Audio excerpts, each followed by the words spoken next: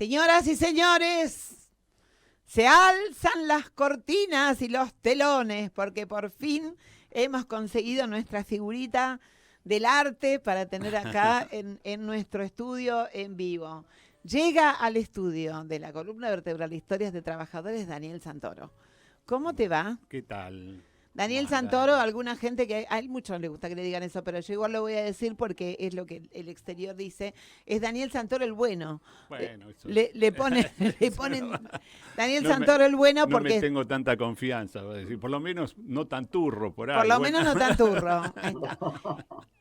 Laura, saludalo y yo después le hago la intro de por qué en lo personal yo tenía tantas ganas de hablar con él. Hola, ¿qué tal, Daniel? Bienvenido al programa. Hola, Laura, ¿qué tal? Resulta que hace un tiempo atrás vos diste una nota a una radio colega que compraron dogmáticamente que Daniel Santoro, digamos, era como alguien absolutamente verticalista. Y entonces que no tenía, me daba a mí la sensación, escuchando la nota, que no iba a decir cosas incómodas o no iba a decir cosas complejas. Pero Daniel Santoro empezó a despacharse y los ingentes esfuerzos de esos periodistas para intentar llevarte... Y entonces, ¿qué pintura está haciendo ahora? ¿Cómo viene el cuadro? Porque él se despachó con las grietas, se despachó con basta de peleas hacia arriba y hacia abajo, me tienen recansado, afuera los piqueteros. Era todo lo que vos decís que hoy entró al estudio, Laura, te cuento, diciéndome... Yo con todo eso tengo la mecha corta y nosotros lo vamos a saber explotar esa mecha para poder conversar de todo. Yo recuerdo esa nota, me encantó esa nota, porque te querían parar y vos seguías y seguías, así que yo no te voy a parar, ni Laura te va a parar. No, pero hoy es un día tranquilo para mí. Hoy es un día tranquilo, bueno. A ver, ¿por dónde empezamos? Le vamos a contar primero quién sos, ¿te parece a la gente? Dale, por si hay algún despistado por ahí que no sabe. Daniel Santoro es un artista plástico argentino que algunos lo ven como el pintor del peronismo, del justicialismo. Él dice que las artes, su postura es que las artes no tienen una ideología de esa manera tan sectaria, sino que son movimientos. Es algo amplio, yo coincido más con tu mirada. O sea, uno puede ser un peronista que pinta, un comunista, un trotskista que pinta. Pero claro, y no tiene necesariamente nada que ver tenés que que hacer sea la trotskista o la pintura sea peronista. Y no tenemos que hacer necesariamente todo sobre la liturgia, pero creo Claro. que es por esta historia de que muchos de estos cuadros, los que la gente más conoce, tienen que ver con la liturgia peronista, tienen Sí, que claro. ver... Yo tomo el tema, digamos, del peronismo como podría tomar una naturaleza muerta o un paisaje. Mira, lo de naturaleza muerta, hablando del peronismo, le acabás de dar una letra a Laura Giussani que no te lo voy a permitir.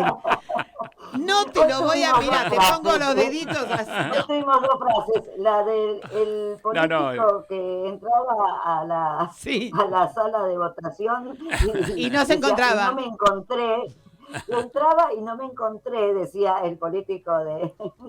Y esta última es fantástica. Bueno, Daniel Santoro, hijo de madre y padre calabreses, nació en Buenos Aires, en Constitución, un año antes de la caída del gobierno de Perón. O sea que no tenías las vivencias, sino que estás ahí, en el toquecito. A comienzos de los 70 estaba en la Escuela Nacional de Bellas Artes, trabajó en el Teatro Colón, etcétera, etcétera, y pasó una década, una década, o hacia fines de la década viajaste a Singapur. Estuve, a principios de los 90 viajé a Singapur varias veces, tenía ahí como una galería, alguna especie de contrato y bueno, viajaba ahí por Ahí Oriente, hiciste una serie impresionante de materiales que se llamaban Gardel y los samuráis. Bueno, también, sí, entre otras cosas, durante varios años, ¿no? Con esos viajes por Oriente me cambiaron bastante algunas ideas del arte y demás, ¿no? Vamos al tema de por qué, para mí, por definición, una persona que se dedica a comunicar y una persona y un artista plástico lo es, también es un comunicador, tiene básicamente que ser incómodo. O sea, si uno no incomoda un poquito, es una pantufla, digamos. Sí, ¿viste? sí. Y hoy en día incomodar también es otra. O sea, porque por ahí nos acostumbramos a ciertos modos de la incomodidad. que están ya establecidos o homologados, Por ¿no? ejemplo. Entonces uno es rebelde porque, por ejemplo, tiene una postura ideológica determinada o porque hay ciertas cosas establecidas como rebeldía.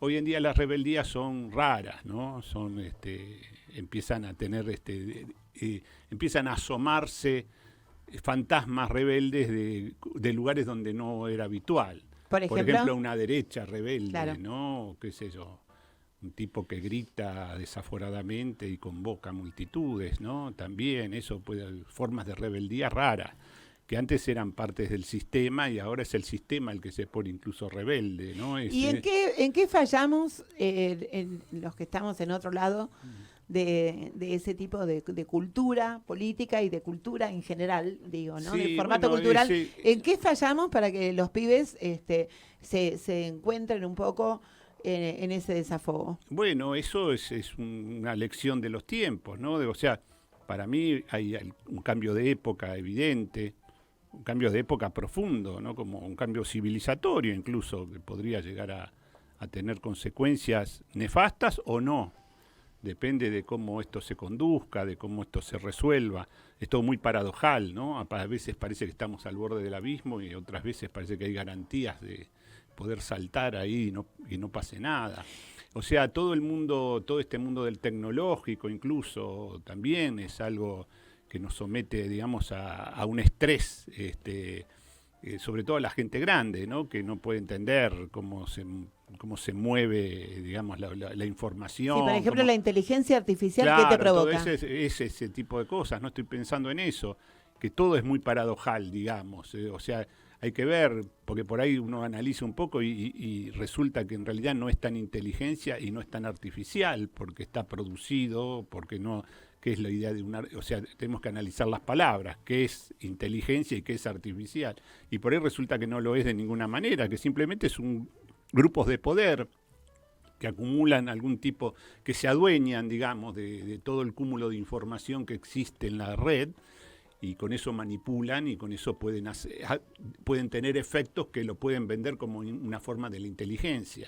Y en realidad es simplemente manipulación de información, sí, en el fondo, ¿no? O sea, eso es muy loco porque de pronto eso mismo puede cambiar la situación, digamos, de la humanidad. O sea, puede haber una nueva humanidad a partir de la tecnología. Hace muchos años tenía un docente de periodismo que te enseñaba lo vacuo, lo vacío que pueden ser algunos discursos políticos. Entonces era como una suerte de tutti frutti de frases cliché de la política. Y entonces te tiraba 20, ordenalas en la forma que quiere y hacía un discurso. Y realmente no tocabas una coma.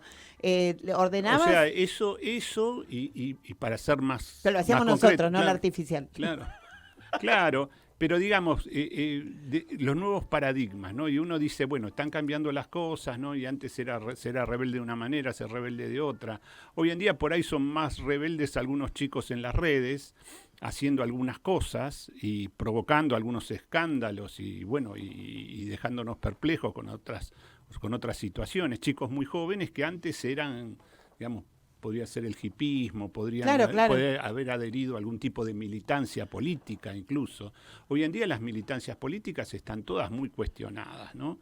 Hoy en día, yo te diría más, hoy en día izquierda y derecha está cuestionado. Hoy en día no está claro qué es la izquierda y qué es la derecha. Por más trotskista que uno sea, no está a salvo de eso. Se quedó con la sangre en el ojo con Beligoni. No, digo eso porque lo digo precisamente por eso, ¿no?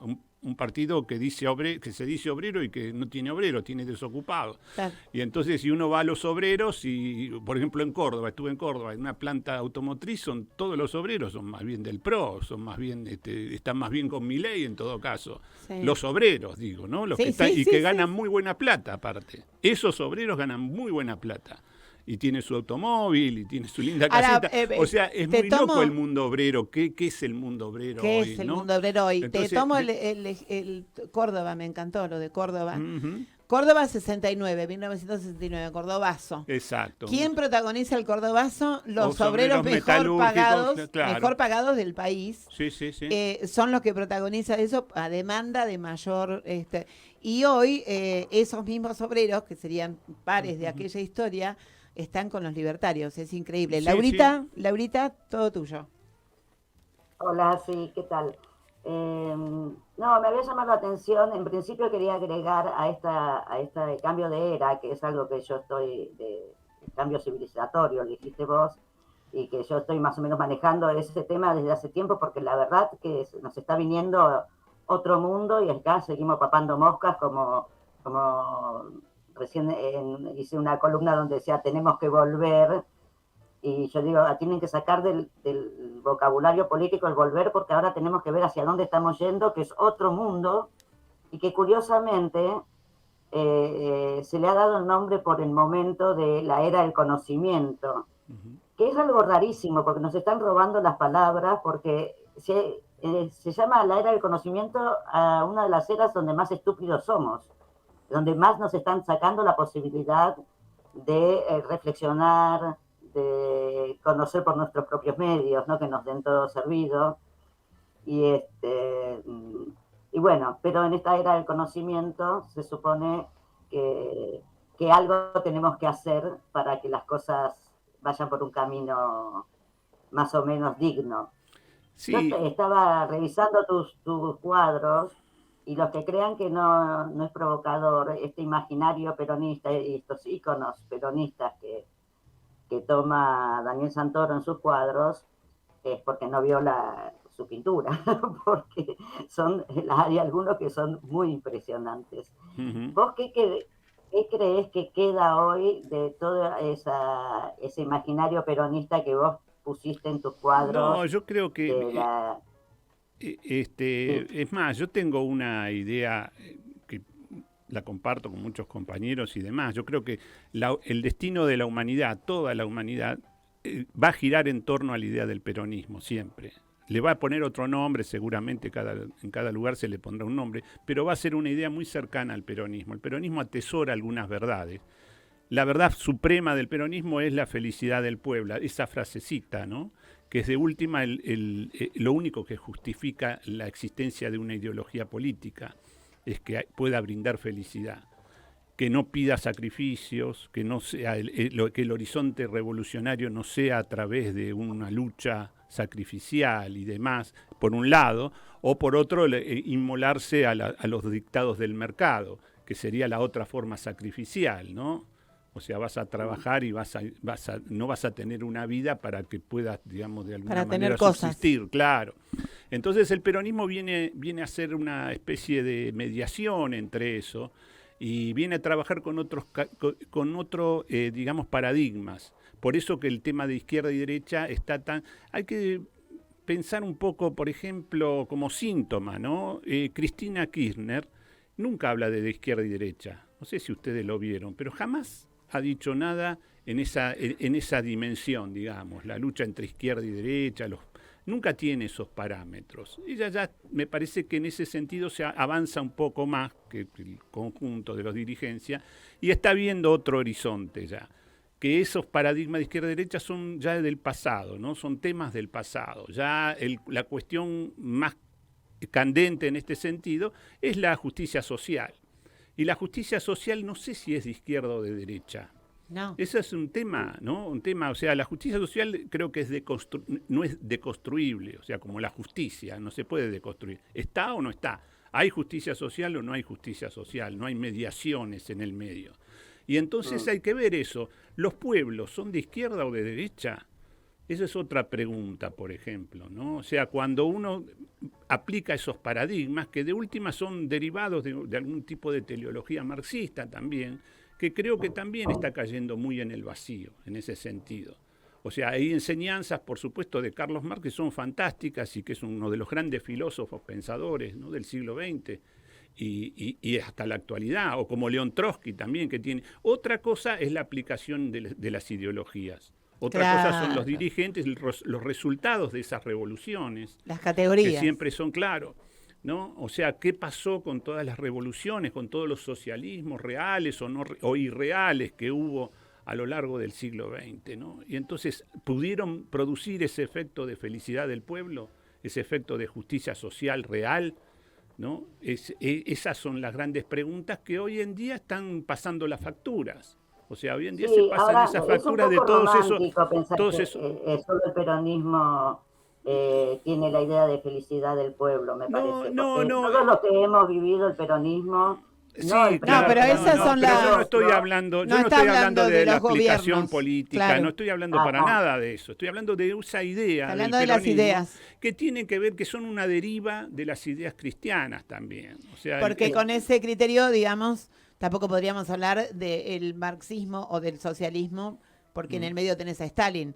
O sea, claro. en cada una de las... Pero las ideas apuntan hacia algún lugar. Claro, y ese tema de esas verdades que puede atesorar el peronismo, que tienen que ver con cierta cuestión de aplicar una armonía, unas formas de armonía dentro del contexto social, que tiene que ver esto, por eso yo hago una deriva en ese sentido con el tema de la cábala, ¿no? Y la cábala tiene dos paradigmas, que es la severidad y la misericordia. Hay un libro que hicimos con Julián Fava, con un filósofo amigo, pensador, muy interesante, que se llama El peronismo entre la severidad y la misericordia. El peronismo es un sistema de ideas, un sistema político, si se quiere, que aplica ese paradigma precisamente y que es inasible en la estructura de izquierda y derecha tradicional occidental, ¿no? El peronismo nunca es ni de izquierda ni de derecha, siempre tiene una tendencia hacia uno de esos lados, pero nunca es, o sea, nunca se lo puede atrapar y decir, no, el peronismo es de derecha, no, el peronismo es de izquierda, no, nunca es. Esa idea, esa forma de huir de los lugares congelados de la ideología, es la sobrevida también del peronismo, porque el peronismo sobrevive a su manera, digamos, sobrevive y aparece y reaparece en la historia con formas sorprendentes. Desde el menemismo hasta el kirchnerismo tiene sus réplicas históricas y siempre tiene una identidad peronista. Esa es la, digamos, es la clave de esta cuestión. Y siempre la única bandera irrenunciable del peronismo siempre es la justicia social. Porque a veces la independencia económica la vende, la ha vendido, de hecho, en los peores momentos. Y muy vendida. Claro. Y la soberanía política también a veces te afloja un poco. Pero y la democracia interna también. De lo que no puede desentenderse nunca es de la justicia social. Y esa Bueno, es la promesa de está felicidad. un poquitito atrasado con la justicia Claro, social bueno, también, y ahora, ¿no? y hoy Porque en ahora día, tenemos el 50% de pobres, no claro, creo que sea porque quiera el peronismo, pero por pero a veces supuesto, no ¿no? se lo relaciona, digo, que las nuevas generaciones no sé si lo relacionan necesariamente con Claro, la bueno, felicidad. ese es uno de los problemas de la actualidad. Ese es uno, estamos bien jodidos por eso, ¿no? O sea, esto es el panorama es oscuro también, por supuesto. ¿Me permitís que Sí. te haga una pregunta? Porque ahora justo que estabas hablando de izquierda, derecha, y que estamos todos de acuerdo, me parece que ya no existe la izquierda y la derecha, pero en uno de tus cuadros es muy gracioso, hay dos cuadros muy graciosos, uno donde está Evita haciéndole chas a un niño, que es Lenin, Sí, un y pequeño Lenin. abajo dice, Evita castiga al niño marxista-leninista. Claro. Y en otro está Evita directamente comiéndose las entrañas del Che Guevara. Sí, y hay sí. una frase que vos decís en una entrevista, que decís que son los dos íconos que hay, Evita y el Che, Ajá. y las definís a Evita como la niña erecta maníaca y al Che como el dios fluvial depresivo. Me Sí. pareció maravillosas las definiciones, pero me gustaría que las profundices un Bueno, poco. es un poco complejo eso, porque pertenece a los conocimientos de una ciencia que es la iconología.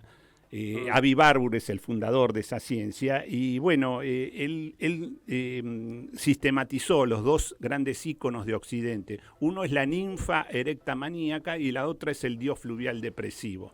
Ahí entra Neptuno, Zeus, bueno, un montón de...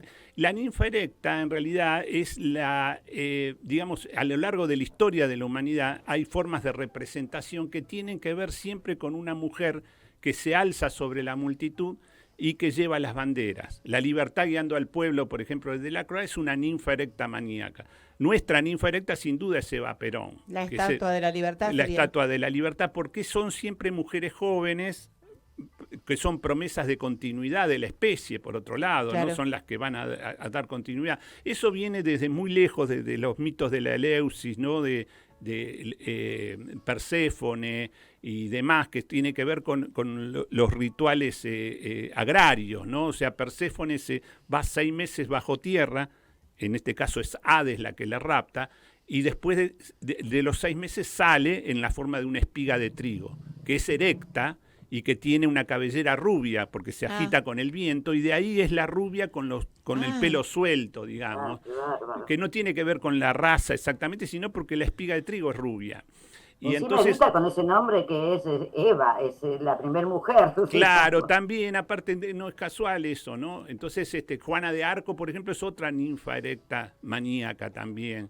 Todas esas mujeres que... Y en el arte alemán de la época del nazismo, entonces también esto de se usó eso tiene también. muchas figuras. Y la Unión Soviética también. La espigadora... Ni hablar. La espigadora, la tractorista, famosa tractorista rusa, soviética, es una ninfa erecta también. Claro. Y siempre, y si vamos acá a las pequeñas cosas, ¿no? Si uno ve una manifestación, sobre todo de la izquierda, ¿no?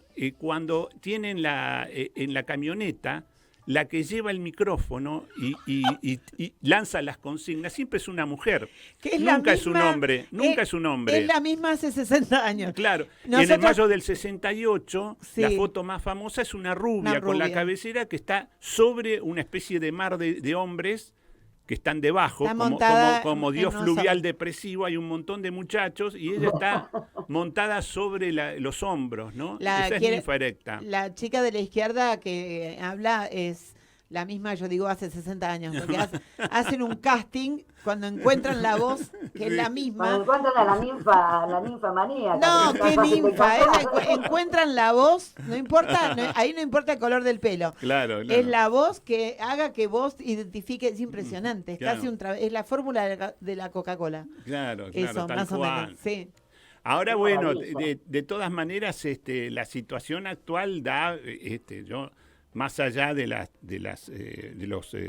situación económica, por supuesto que está tremenda, hay que tomar esto también desde la política. O sea, acá hay una lucha política, acá hay una decisión que lo han tomado como se toman las decisiones en un ejército, de decir, bueno, los formadores de precio van a sostener, tenemos las espaldas cuidadas porque hay formadores de precios que están encargados de sostener el índice inflacionario por encima de los 6 puntos.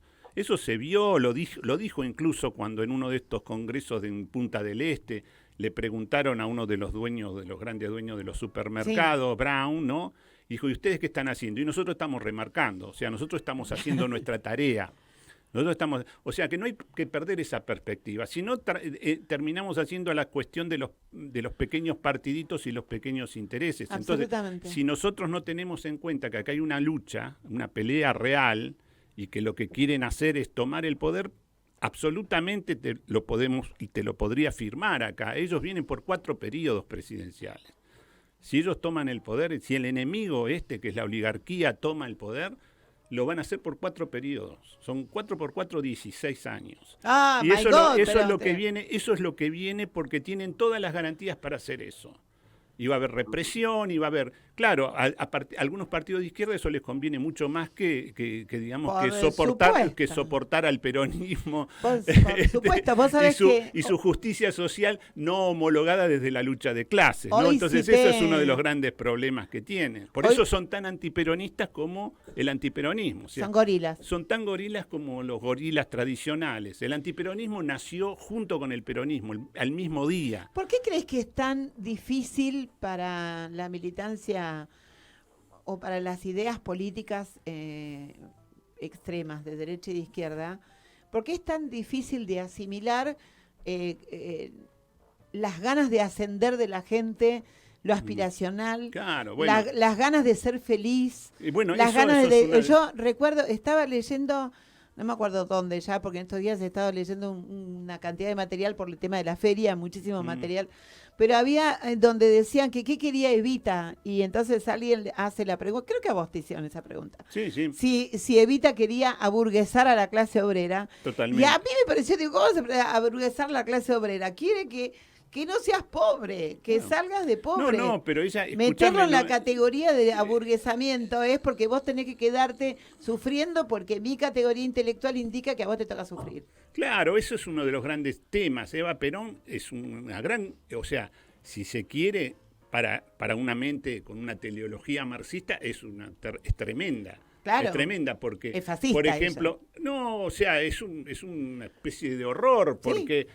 ¿Qué pasa? Eva Perón toma a los niños más pobres, o sea, ella quería hacer una ciudad infantil al lado de cada gran ciudad para rescatar a todos los chicos pobres, a todos la niñez abandonada, digamos, los más pobres. Y entonces el modelo de ciudad infantil que hizo, y lo hizo ella personalmente, no es que se la indicó a alguno, no. La voluntad de ella era que el chico pobre tuviera todo lo que le faltó en la vida, o sea, que tuviera... El día de la inauguración de la ciudad infantil de acá, dijo, para que nuestros niños pobres no tengan nada que envidiarle a los hijos de la oligarquía. Claro, y hablaba de su propia historia. Politizó la envidia, cosa que jamás se hace porque la envidia es un sentimiento oscuro que se tiene en silencio. Yo envidio y la otra se siente envidiada, con eso se genera un goce, digamos. Un goce, la soberbia. Y nadie lo dice, nadie lo confiesa. Eva Perón lo pone en la escena política y dice, no, estos chicos no van a envidiar porque van a tener las mejores ropas. Jaros y Gatichaves solamente eran los lugares donde se vestían los chicos más pobres. Tenían las cortinas del lugar donde dormían y demás eran de voal suizo real, importado. O sea, lo más caro, solo los palacetes de Barrio Norte y la ciudad infantil. Y todos los teóricos de izquierda decían que eso era una aberración. Una aberración, exacto. Y entonces, Eva Perón, para colmo de eso, en el patio de juegos, que era un patio pedagógico, para aprender, digamos, a la convivencia, había un gran circuito de automóviles con una estación de servicio. O sea, los chicos aprendían a manejar automóviles. En ese momento que era muy, digamos, muy de élite. Y el edificio más importante de ese patio de juegos era un banco en escala 1:2. Eso no sabía. Pero sí, claro, eso está en infinidad de fotos. En el libro que tenemos con Fama está claro. En tu libro. Entonces los chicos que aprendían a hacer trámites bancarios. O sea, no proletarizaba Eva Perón. Claro. Jamás. Ella odiaba el lenguaje que habla, por ejemplo, de vivienda obrera. Ella decía, no, chalecitos californianos como el sueño de la clase media norteamericana. Eso quería hacer. Claro. Y lo hizo. Ciudad Evita es un lugar que cotiza porque tiene viviendas de primer nivel. En cambio, ¿quiénes hacen vivienda obrera? Los gobiernos militares hacen vivienda obrera. Hacen esos monoblocks tipo el barrio Los Andes y demás, totalmente degradado, espantoso, de además sin tener en cuenta el medio ambiente, porque recuerdo casas con enormes ventanales, por ejemplo, en Jujuy, claro, donde las ventanas son chicas porque es muy impresionante. Claro. Laura, me hace señas la producción de que tenemos que ir cerrando, así que yo creo que queda espacio, espera, déjame terminar. Queda espacio para Mimo, pero no para más preguntas, porque si no él no va a poder responder con extensión. Así que, Laura, mimá vos primero, yo mimo después. Bueno. Bueno, si me lo dicen así, no puedo andar mimando porque me lo ordenan, mira. Dale. Bueno, despedite entonces. Yo todo lo que puedo decir es que muchísimas gracias, Daniel Santoro, por haber estado en la columna vertebral hoy. Que te hemos invitado así de sopetón, además. Bueno. Y viniste, y bueno, y espero que no sea la única vez, porque nos ha quedado muchísimas cosas en el tintero. Dale, cómo no. Yo te voy a subir. No soy tan peronista como ustedes. Te voy a subir el precio, sí, pero igual, no digo, lo que es importante es escuchar las ideas de Daniel, no, qué sé yo, los acuerdos se construyen a posteriori. Yo voy a hacer un poquito más allá, voy a hacer un irreverente que te va a decir que si tenés ganas, si tenés paciencia, yo te veo pasear por el barrio, porque vivimos más o menos en el mismo barrio, entonces te veo pasear. Si tenés ganas, una vez por mes, pasás por acá, tocas el timbre y decís lo que tengas ganas de decir. Dale. Venís acá y me columniás con tranquilidad. pero cada vez con lo que te quieras desafogar. ¿Ves tener la mecha corta? Toca el timbre los lunes a las 18. Tengo la mecha corta, quiero hablar. Y acá te estamos esperando. Bueno, muchas gracias. Muchísimas gracias. Y bueno, yo creo que esta es una canción de nuestra época, es una canción que nos trae reminiscencias, pero me parece que está bueno ponerla ahora. 3 mujeres mexicanas que cantan La Muralla. Con esto nos vamos hasta la semana que viene. Entregamos a horario. Somos unos genios. Chau, chau, chau. Salió todo bien. Chau, chau.